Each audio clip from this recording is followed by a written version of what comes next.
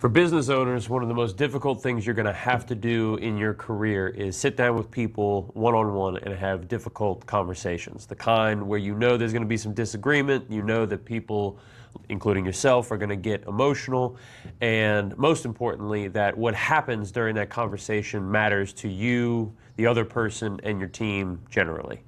My name is Stephen Cochran, and over 20 years ago, I started in the French Quarter as a security guard. And when I left, I was overseeing a $14 million portfolio of 8 brands across 14 locations. These conversations happened all the time, and there are a lot of things to think about before getting into it to make sure that it's going to be as productive as possible and you can have the best possible outcome. Today specifically, I want to give you 3 triggers that you can look for in your own mind that once you start to think these 3 things, you know you need to stop and you need to reassess. There are 3 kinds of stories you're going to tell yourself, and if you catch yourself in the midst of any of those 3, you know that you're off on the wrong track, okay? Anybody that knows me knows that I'm a big fan of alliteration, having one word after the other start with the same letter. This is no different. We're going to get all 3 of these with the letter V. Starting with victim. If you start telling yourself the victim version of the story, you know you're off on the wrong foot. You have some part to play in whatever this situation is. As the leader, you have great effect on the environment. You have great effect on how people communicate with each other. You have great effect on what they're comfortable communicating.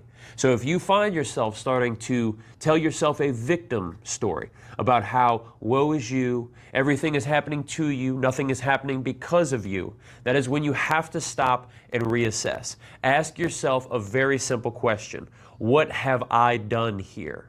There is an answer to that question. You're probably not going to like the answer. It'll probably take you a little bit of time to find that answer, especially if this is your first foray into figuring out how to break these very common stories we tell ourselves when we don't want to seem like we're the bad guy. We go to the exact opposite. We are the victim. Everything is happening to us. Nothing is happening because of us. We have to reassess in that moment. The second one is the villain. And this is usually, pretty commonly, not what we say about ourselves, it's what we say about the other person, that they have done everything, that they are 100% the Joker in our Batman story, and they need to answer for this. They need to make up for this. They need to fix this. The solution is in them completely. We have no part to play in the solution because we had nothing to do with the problem. They're the villain here. We are the one in the moral high ground. This is always wrong. I'm not comfortable normally using words like always and never because they rarely apply. It applies here. It's always wrong. They are not always the villain. There's so many different things going on in any given situation that to attribute everything to one other person is only saving you the trouble of finding out how you contributed to this. It could be past conversations that went terribly. It could be a new system that you tried to implement and it went terrible because you didn't have a really good plan for when things fail. Or it's something that's always been done a certain way and hasn't been revisited because that would be uncomfortable and time-consuming for you. Suffice to say, there is some version of this story that you play some part. Most importantly, they are not the villain here. You are not the victim, they are not the villain. So what could possibly be the last V of this trio? What is lurking behind the third curtain? It is Victor. If you go into a conversation trying to win, you're going to lose. It will feel good in the moment, especially if you have authority in your company. But if you're trying to establish yourself as the leader of your company and not just the authority, you can absolutely never go into it trying to win. It is not a debate. It is not an argument. It should be a collaborative effort to figure out how we as a team, namely the 2 of us sitting here, can leave this individual conversation, of which there will be many in the future, by the way, how we can leave this individual conversation on the same side. If you are the victor, they are the loser, you're not on the same side. They leave sulking, feeling like they make no difference to everybody, and you are the sole arbiter of everything that is right and virtuous and great, and it's absolutely ridiculous, to be honest with you. And unfortunately, the victor story is the one that people go for most frequently. They go into these conversations with absolutely no preparation done and no real understanding of what goal they want. They haven't spent enough time getting ready for a productive conversation. So they go into it thinking, okay, I know we're going to disagree here. I assume one of us is going to get pissed off, and I need a certain outcome here. And therefore, I'm just going to need to win. So I'm going to put my cards on the table, and if they don't like it, they can leave. That's the victor story. And that is one of the most unproductive versions of the story that we can possibly go into it. There is no winning in an argument like this. We need to go into all of these one-on-one conversations knowing that they're going to be difficult and knowing that we are going to have to give.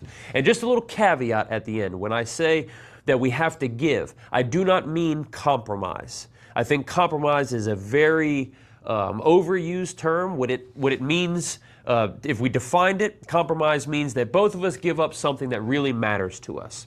That's a recipe for everybody being pissed off, and that's not the best way to end any productive conversation. We're going for consensus, not compromise. That'll be for another video. But to recap, we don't want to paint ourselves as the victim. We have done something to contribute to the failure that led to this conversation. Either the plan that we had wasn't thought through well enough, the way that we communicated it wasn't clear enough, the way that we validated it wasn't upfront enough. So we have played some part. The only question is, what part did we play? The second one that we want to avoid is the villain story. This is laying all of the blame on the other person. Well, they have done all of this, and not only that, they've done it with intention. They meant for this thing to go badly. If you go into a conversation thinking that the other person is the villain, they're going to be able to see it on your face. And you're going to go through an elaborate ruse and a waste of time, rather than just getting to the crux of the problem and finding something that enables you both to come up with the solution and try it. And if it doesn't work, you adapt it and you mold it, and eventually it sticks because you both came up with it. But you can't do that if you go into it thinking that this person is the villain.